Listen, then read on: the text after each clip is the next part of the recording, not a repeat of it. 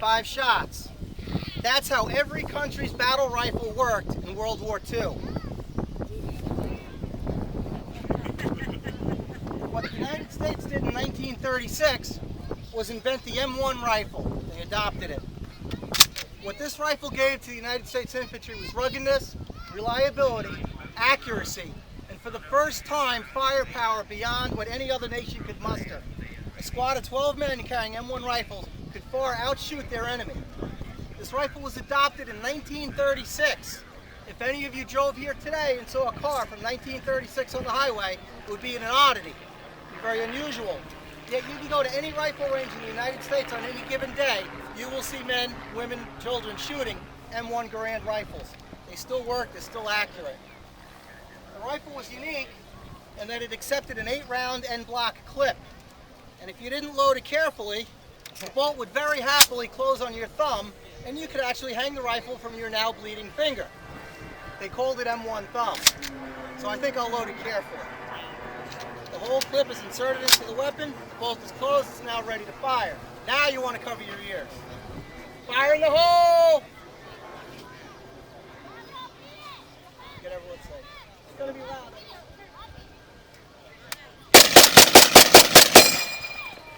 It's a lot faster than the other rifles.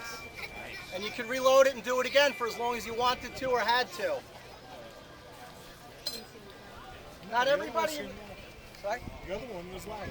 Different brand of blanks. Oh. Blanks are just very touch and go. It's actually aggravating sometimes. Oh, okay. Not everybody needed a full power rifle. If you drove a truck, if you worked wire, telephone wires, electricians, artillery, any of the service corps, you didn't need a full power rifle that you were likely to never operate. The M1 Carbine fit the bill as a replacement for the .45 automatic pistol. Had a little bit more range, a little bit more power. The GIs liked it because it was so light. I once worked with a gentleman whose brother was a sergeant in the European Theater of Operations. He claimed that when he was in the middle of a battle, he could tell what the other guys were shot at by. He said if they were knocked over backwards, it was probably the Browning automatic rifle. If they were knocked flat, it was the Springfield or the M1. Knocked to their knees, probably the Thompson. If they winced, it was probably the Carbine that hit them. So you don't take a rear echelon rifle and use it as a main battle rifle. They were handy, they were accurate, but if you start thinking winter clothing, blankets on top of jackets, on top of parkas, ammunition vests, it may not penetrate and do the job you want it to do. The American industry is really the miracle behind this rifle. These rifles are made in the numbers of 8 million of these. Rockola Jukebox Company built these. IBM Business Machines. Who are some other manufacturers? Springfield. Not Springfield. National Postal Meter. Quality Machine Hardware Company. Quality Hardware. Underwood Elliott Fisher, the typewriter company. Typewriter companies were building these. And Winchester. To mainstay of the rifle squad in the Second World War, began life as a secret weapon in the First World War. The model 1918 Browning automatic rifle. They actually withheld the patent until the end of hostilities of the First World War, lest the Germans get the blueprints and figure out how to make them themselves. Firing from a 20-round detachable box magazine, it was full automatic, it was incredibly reliable, it was incredibly heavy, it was also incredibly accurate. If you weren't in battle, you cursed it. If you were in battle, you loved it. Very simple to operate. I don't know if I have a quick one. Can I get you to put we'll do a little live fire with that in a moment. What's interesting to note is that this is called a Browning rifle, Browning automatic rifle. The same man that designed the 1911 automatic pistol, John Browning. The same man that designed the Browning machine guns. One man did an awful lot for our nation. In fact, the 50 caliber Browning machine gun that's still in service today since 1936 was designed by the same man that designed this rifle for the First World War. Fire in the hole!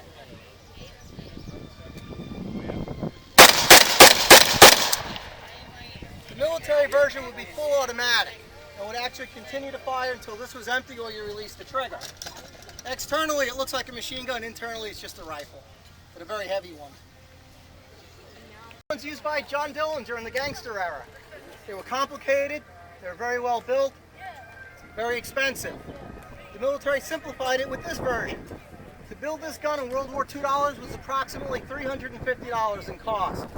Probably started with 25 pounds of steel, about a week's worth of work, a couple of hundred parts, all machined. And this was the simplified version.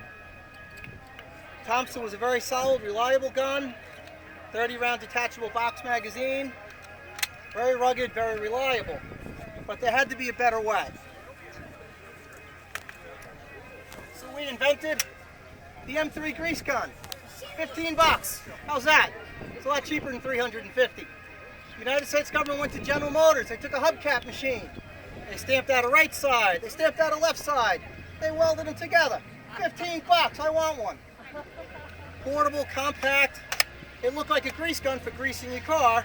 So to this day, it's still known as the Grease Gun. Shot the same ammunition as the Thompson. Solid, reliable. The GIs didn't like them at first because they did not have any wood on them. Americans like to have wood on their beautiful rifles.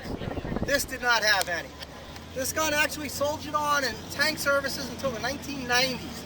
Very reliable, very compact, very simple gun.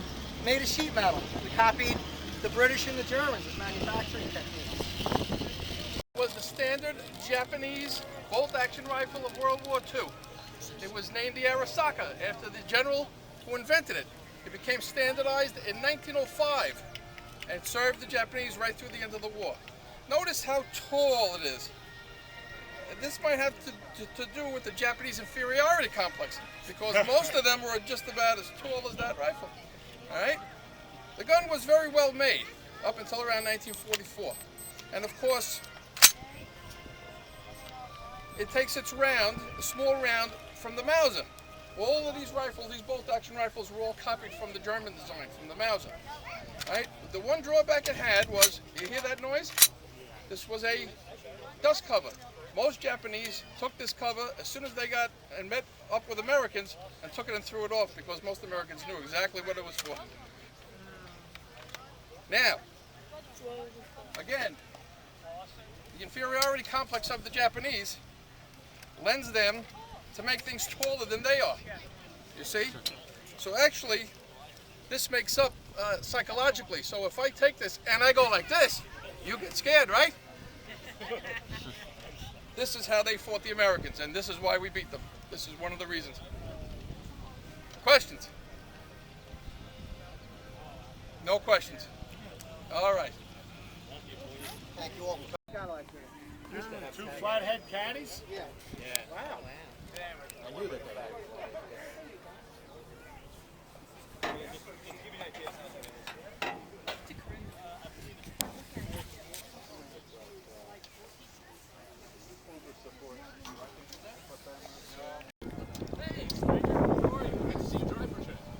All right. Is it running?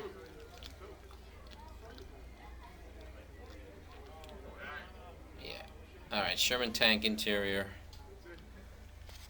Instrument panel.